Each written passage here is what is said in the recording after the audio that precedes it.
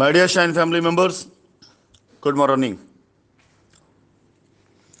Shine परिवार के सभी कस्टमर्स और सभी एसोसिएट्स, आप सभी लोगों से पिछले 3 महीनों से जिस तरह से मैं लगातार कांटेक्ट बना कर रख रहा हूं और जिस तरह से मैं रोज़ लोगों से बात करते हुए उनकी बातों को समझते हुए और उन्हें कंपनी की जो नीयत है और जो कंपनी का असलियत है उससे अवगत कराते हुए जो अरसा गुजरा है, इससे कुछ चीज़ों का बहुत बड़ा एक्सपीरियंस ये भी निकल कर सामने आ रहा है कि शाइन परिवार के कस्टमर्स एक तरह से देखा जाए तो वो वाकई में अगर उनके लिए बेहतर तरीके से कोई प्लानिंग ना करी गई या बेहतर तरीके से उनकी समस्याओं का निदान करने के लिए कोई प्लान ना किया गया, तो शायद जो भी बचे हुए कस्टमर हैं, बचे हुए मैं इसलिए बोल रहा हूँ क्योंकि कंपनी के प्रयासों से और इसके साथ साथ एसोसिएट्स के प्रयासों से काफ़ी कस्टमर्स की लायबिलिटी दूर की जा चुकी है। लेकिन जो भी बचे रह गए हैं, बचे वही कस्टमर रह गए हैं जिनको कुछ वकीलों ने, कुछ दलालों ने और कुछ ऐसी संस्थाओं के लोगों ने बेवकूफ़ बना करके रखा। और बेवकूफ़ बनाने के बाद उन लोगों को अब तक यही आश्वासन देते रहे कि आप एफआईआर करो, फिर उसके बाद आप पीआईएल में आ जाओ, आप धरना प्रदर्शन करो। आप रिकॉर्ड उठा के देखिए कि मैक्सिमम उन लोगों की ही लायबिलिटी उतारी गई है जिन लोगों की इस प्रकार से कोई भी ऐसी एक्टिविटी नहीं रही है। और जो लोग बचे हैं, जिन लोगों ने इस तरह की एक्टिविटी करी है, आज उनमें से ज़्यादा तक लोग ऐसे हैं जो आज भी परेशान हो रहे हैं। और बाकी जो बचे हुए कस्टमर, इनोसेंट कस्टमर, उनकी तो गिनती भी नहीं है। वो तो काफ़ी ज़्यादा लोग ऐसे हैं जिनकी अभी लायबिलिटी उतरना बाकी है। लेकिन एक बहुत बड़ा डिफरेंस, एक बहुत बड़ा फ़र्क जो मैं आज आपके सामने इन आंकड़ों से रखना चाहूँगा और सिर्फ इसलिए रखना चाहूँगा जिससे आपको मेरे किए गए प्रयासों के बारे में पता भी चलता रहे और साथ ही साथ मुझे मौका अगर मिलता रहेगा तो मैं धीरे धीरे करके सारी लायबिलिटी उतारता चला जाऊँगा। लायबिलिटी डे बाय डे उतर रही है। अगर एक दिन में सारी साइटों पे मिला करके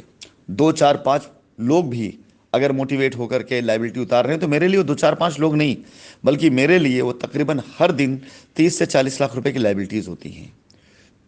फिलहाल जरा इस डिफरेंस को समझिएगा कि वो सारे लोग जो आज धरना प्रदर्शन करने वाले लोगों के कहने पर आकर के प्रदर्शन में गए, धरनों में गए, कंप्लेंट्स में गए, एफआईआर में गए, देखा जाए तो इनके पास और दूसरा कोई ऑप्शन ही नहीं है अब सिवाय एक ऑप्शन के कि लीगल में जाने के बाद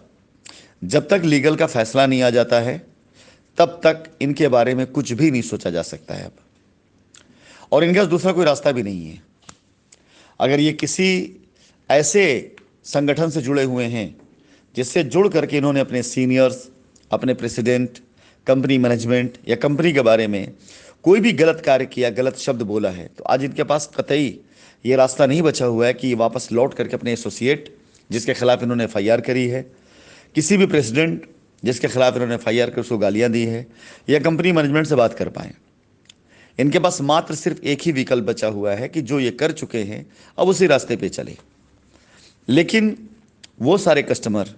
जो लीगल के रास्ते पे नहीं गए, उनके पास आज दसियों विकल्प हैं।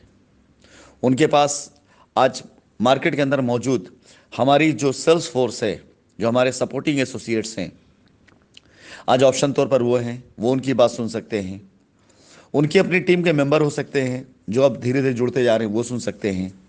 कंपनी मैनेजमेंट में मैं हूँ, मैं बात कर सकता हूँ। यानी इनके सामने कई विकल्प हैं। विकल्प के तौर पर आज प्लॉट इनके पास में है।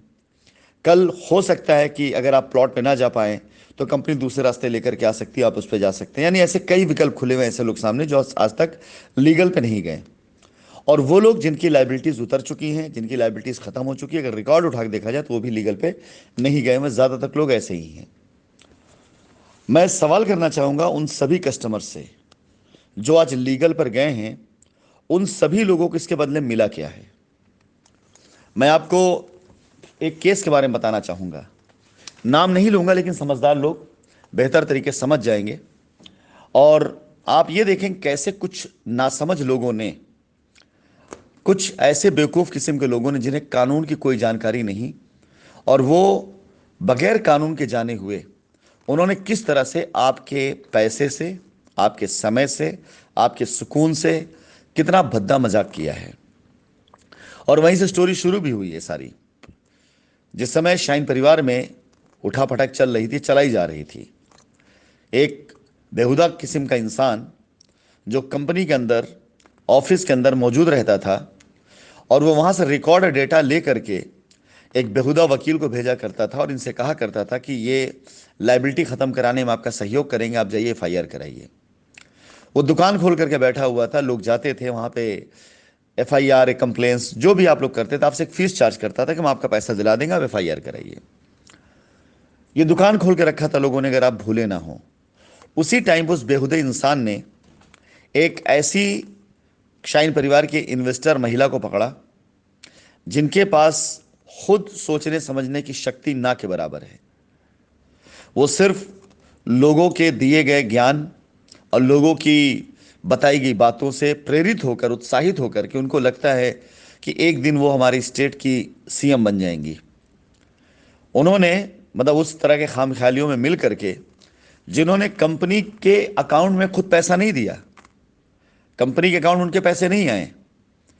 मैं इस बात को फिर से रिपीट करना चाहूँगा, इस बात को इसलिए सुनिएगा आप कि ऐसे केस न जाने कितने मिलेंगे आपको, कि उस महिला ने कंपनी के बैंक अकाउंट में कोई भी पैसा नहीं दिया, लेकिन कंपनी के ऊपर एफआईआर किया। एफआईआर करने के बाद उन्होंने एक संगठन बनाया, या संगठन पहले से बना हुआ होगा, उस संगठन को प्रमोट करते हुए चंदा लिया जाना शुरू हो गया। अगर आप सभी कस्टमर भूले ना हो, आपको याद है क्योंकि चंदा देने वाले आप ही लोग हैं, कि आप लोगों ने ताबड़तोड़ चंदा इकट्ठा कराया कि जंग लड़नी है, आपको संगठन को मजबूत करना है, और ये अध्यक्ष हो गए, उपाध्यक्ष हो गए, कोषागार हो गए, पूरा का पूरा एक मार्केट तैयार किया गया, खजाना मार्केट में ऑफिस खोल करके, और ये बताया गया कि ये संस्था आपके हक के लिए लड़ेगी।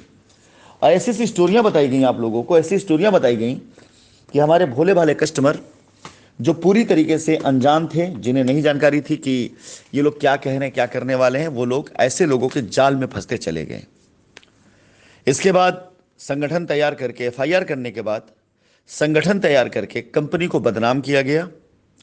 कंपनी के बारे में लोगों को भड़काया गया, और पब्लिक के चंदे से वो महिला ये जाहिर करते हुए कि मैं यूएई में जा करके वहाँ पे एम्बेसी में शिकायत करके राशिद जी को अरेस्ट करा दूंगी, या उनको जो भी उन्होंने अपना आप लोगों को लॉलीपॉप दिया हो, उस लॉलीपॉप को चाटने के बाद, खाने के बाद, आप में से लोगों ने चंदा दे करके उनको भेज दिया। वो आकर के उन्होंने दुबई में मार्केटिंग की, शॉपिंग करी अपने घर परिवार के लिए, अपने बच्चों के लिए, खूब यहाँ अपना टाइम स्पेंड किया, अच्छे से वक्त गुजारा, आपके पैसे पर, आपके चंदे पर। फिर यहाँ से वापसी होती है, तो वापसी होते होते एक रिकॉर्डिंग मार्केट में सर्कुलेट की जाती है कि हम वहाँ गए और कोई हमारा फ़ोन नहीं उठा रहा है, कोई रिस्पांस नहीं मिल रहा है, मैंने बहुत कोशिश करी। जबकि ऐसा ना तो प्रावधान है, ना ऐसा कानून है, ना ऐसा नियम है, ना ऐसा उन्होंने किया। पब्लिक का चंदा जब आता है, हराम का पैसा लोगों के पास इकट्ठा होता है, तो दुनिया भर के लोगों को जो है शौक चढ़ना शुरू हो जाता है, नेता बनने का शौक चढ़ना शुरू हो जाता है, छपने का शौक आ जाता है, छपास का शौक शुरू हो जाता है, बकवास का शौक शुरू हो जाता है। ये सारी चीज़ें खूब करी गई। अब इसके बाद जब आज उनकी कंप्लेन को मतलब कायदे से कंसिडर किया गया,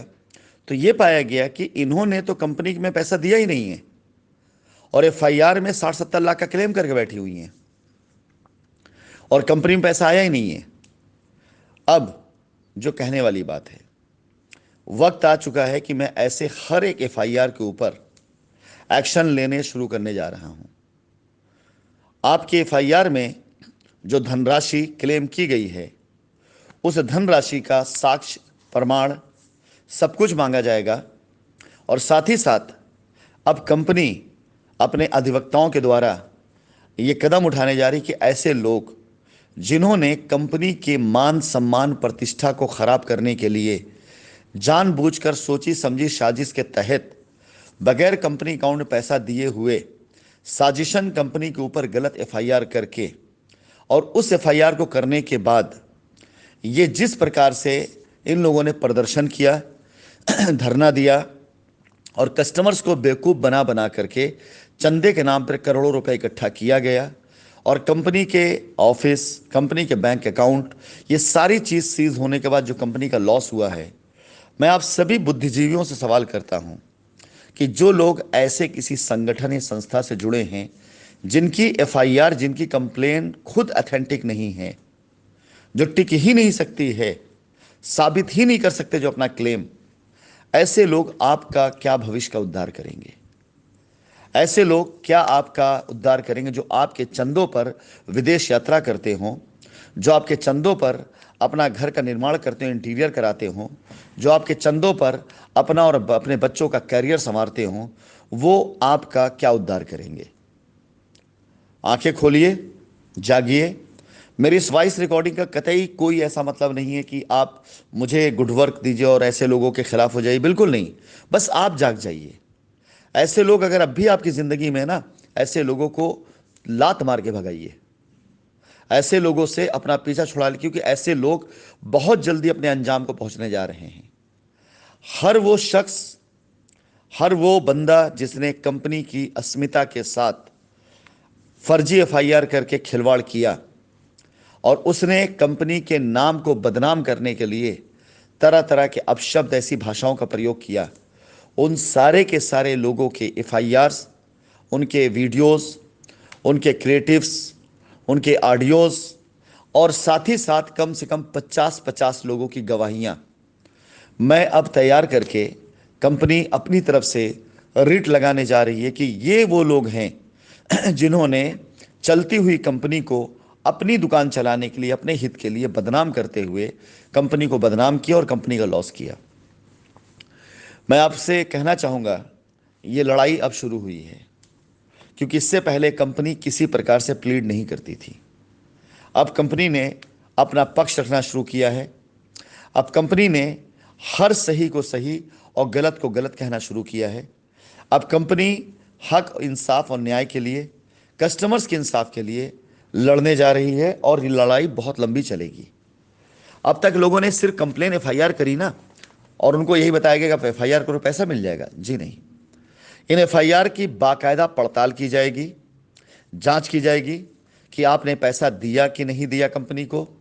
अगर आपने कंपनी को पैसा दिया है तो कब दिया है, कितना दिया है, आपकी अदायगी कितनी हुई, किस एवज में आपने दिया है, ये सारी चीज़ें पड़ताल का विषय है। और ये पड़ताल करने के बाद कंपनी अपनी एसेट और अपनी पूरी संपत्तियों को मूल्यांकन करने के साथ साथ आपको एक तसल्ली और गारंटी देती है कि हमारे ऊपर किसी प्रकार कोई लायबिलिटी नहीं बनने वाली, क्योंकि हमने पैसे का दुरुपयोग नहीं किया है। और विश्वास जानिए, आप सभी लोगों को वॉइस नोट बताने का मतलब कतई ये नहीं है कि इस वॉइस नोट का मैं कोई फ़ायदा लेना चाहता हूँ, बस आपकी आंखें खोलना चाहता हूँ। और हर दिन ऐसे कोई ना कोई केस, कोई ना कोई एफआईआर आप तक ज़रूर मैं पहुँचाऊँगा, जिसे देखने के बाद आप अंदाज़ा लगाइए कि आपके साथ जो लोग खड़े होने का दावा करते हैं, खुद उनका दावा कितने दिन तक खड़ा रह सकता है। धन्यवाद।